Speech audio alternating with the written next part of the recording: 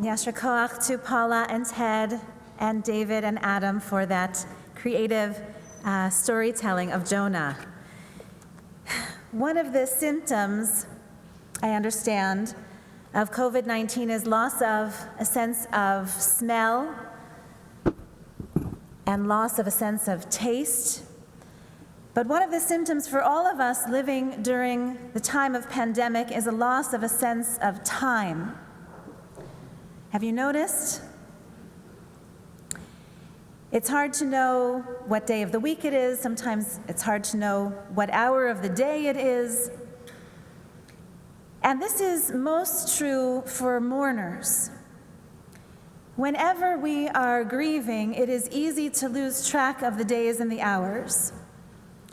But one thing we know for sure is that today is Yom Kippur, and that this is the hour we have designated for Yizkor, for remembering. And so I've brought two Talmudic tales to share, two tales of the same man who also loses track of time and also is a kind of a mourner. His name is Choni HaMa'agel, and he is disoriented by the trials of life. Choni, the circle drawer. He was a scholar. He was a controversial miracle worker in Judea during the 1st century BCE. CE. His tale is told both in the Jerusalem Talmud and in the Babylonian Talmud with significant variations. Each one brings its own lesson for us today. So as you listen, try to notice what are the same details and where does the story vary. The Babylonian Talmud first records the story as told by Rabbi Yochanan. Throughout his life, Choni the circle drawer was perplexed by the meaning of a particular verse from Psalm 126, Shir HaMa'alot, a song of ascents. When the eternal God brought those who returned to Zion, we were like dreamers. Choni asked, the Jewish people were in Babylonian exile for 70 years. Is it possible for 70 years to feel like a dream? How could anyone sleep for 70 years? Well, one day, Choni was journeying along the road when he saw a man planting a carob tree. He asked, how long does it take for that carob tree to bear fruit? And the man replied, 70 years. Choni asked, are you confident? Are you so confident that you will live another 70 years to enjoy the fruits of that tree? And the man replied, I found fruit-bearing carob trees in this world when I arrived, and so just as my ancestors planted for me, so too will I plant for my children. Now this is a well-known story and often told to draw down messages about the importance of paying it forward for the coming generations.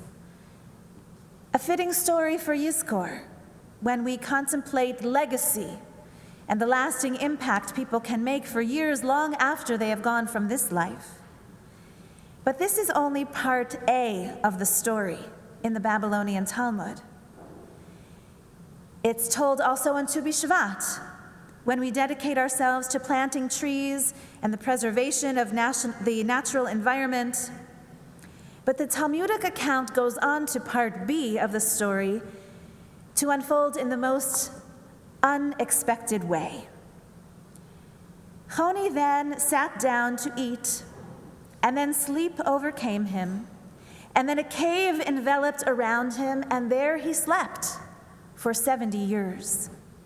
And when he awoke, he saw a man gathering fruit from the carob tree, and Choni asked him, are you the person who planted that tree?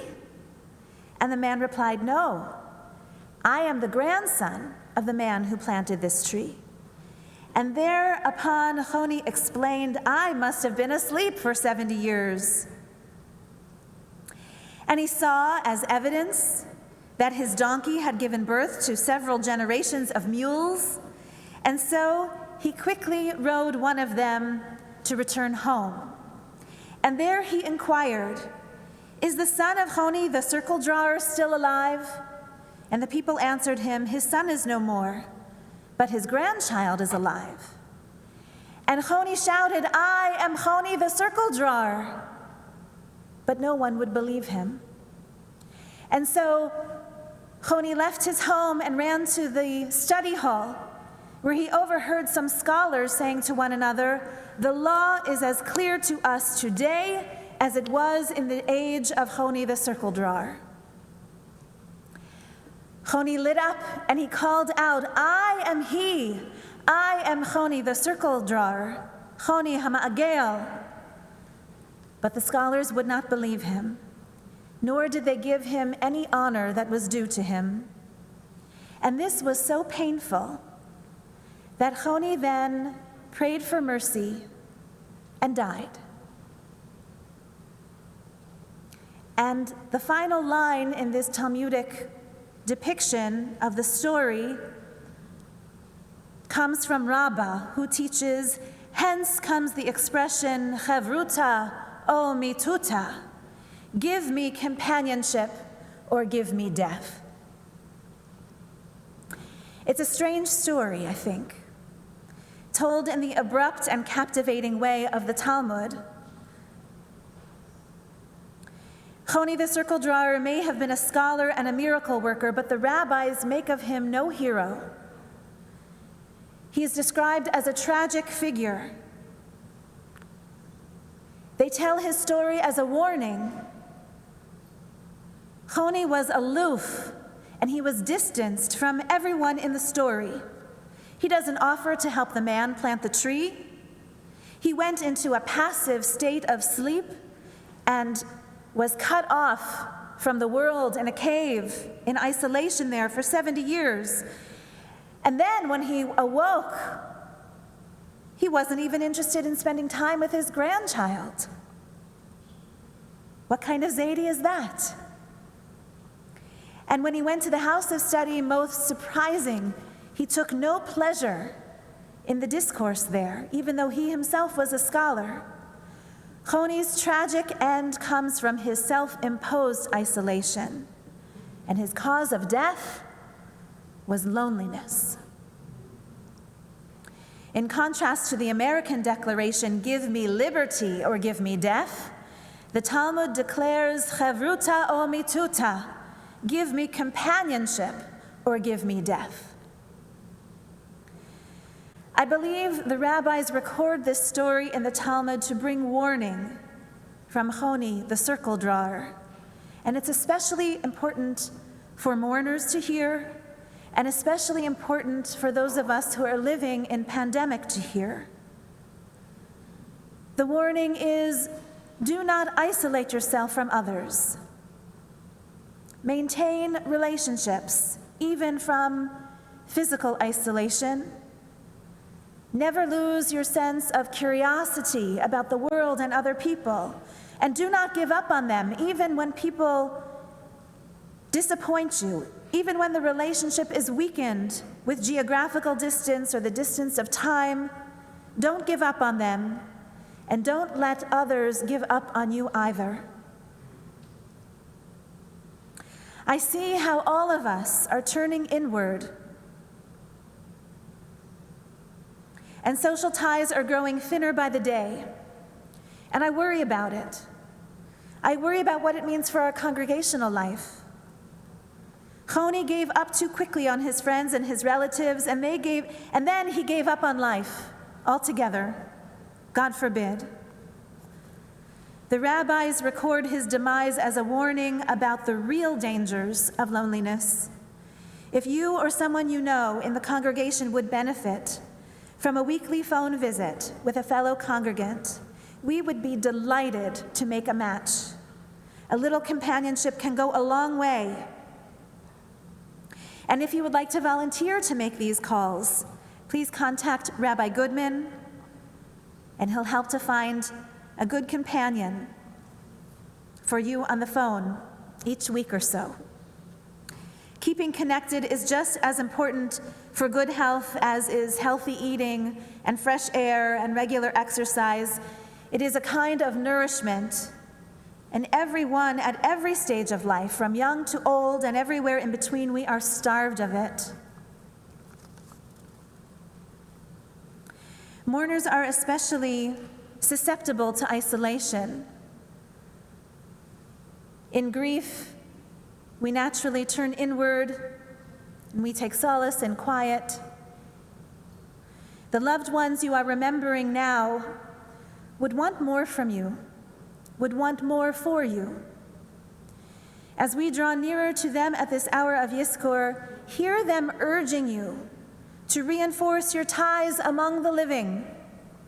Be a circle drawer, not like Choni, who drew a circle of isolation around himself, who buried himself in a cave and kept others out. Be the kind of circle drawer who draws people closer to you, both the living, through regular healthy contact, and the dead, through private and communal memory, just like this. Now, the second legend of Choni HaMa'agel is captured in the Jerusalem Talmud. And this parallel story is told by Rabbi Yudin Gerira. Near the time of the destruction of the first temple, Choni the circle drawer went out to the mountains to see his workers. Along the way, it was raining, and so he went into a cave to take shelter from the storm, and there he fell asleep and remained asleep for 70 years. During that time, the temple in Jerusalem was not only destroyed, but was already rebuilt a second time. And when Choni awoke, he left that cave to find the world completely changed. An area that had been planted with vineyards now produced olives, and an area that once was planted with olives now produced grains. And he asked the people of the district, "What has happened to this world?" And they answered, "Don't you know what has happened?" "No," he said. "Who are you?" they asked. "I'm Choni the circle drawer." The people were amazed. They said, "We've heard of you. We heard about when Choni HaMa'agel used to go into the courtyard of the first temple. It would be illuminated by his very presence."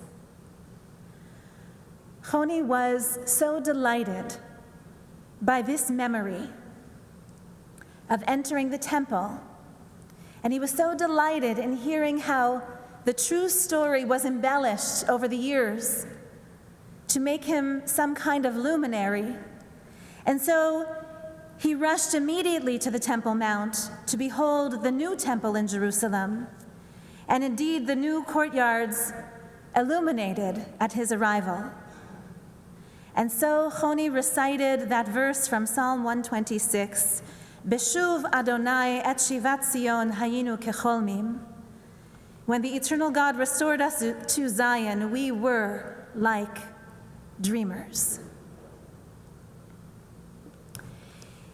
In this iteration of the story, compared to the first, now Choni is remembered by the people, and it makes all the difference. It had been 70 years, so it was fair for them to assume that he was dead, but they remembered him. And the memories of him were so strong that even those who never knew him were shaped by him. They said, "We heard that when Choni HaMa'agel used to go to the courtyards of the first temple, the space would be illuminated just by his very presence." And so Choni did not despair in this iteration of the story, and he did not ask for death. Instead, he asked for eternal life, and he was blessed with eternal life. Just that memory, just that image, just that story was powerful enough that it became true. It became so. He did live on through memory, all the way to this very moment. Some 2,000 years later, that is the power of memory. That temple the second temple was illuminated by the memory of how Choni was a luminary. And even now, he illuminates our temple, our Holy Blossom Temple. Just as at this Yizkor hour we recall the many ways that our loved ones once illuminated our lives, we tell countless stories of how they illuminated this world. And now we see the little lights of them draw a circle around this sanctuary, and they illuminate us on this holy day. You see, memory is not only a private matter. Memory illuminates. And memory is powerful enough to ensure eternal life. Even though the world has changed during these 18 months of sleepy lockdown, and we may not even recognize the world that we inhabit, we can still illuminate it. We can rush to the temple, to its courtyards and its sanctuaries. We can illuminate it, and we can be illuminated by it. And we can see how memory illuminates the future. The past becomes ever relevant, and our beloved dead still illuminate our world, even now.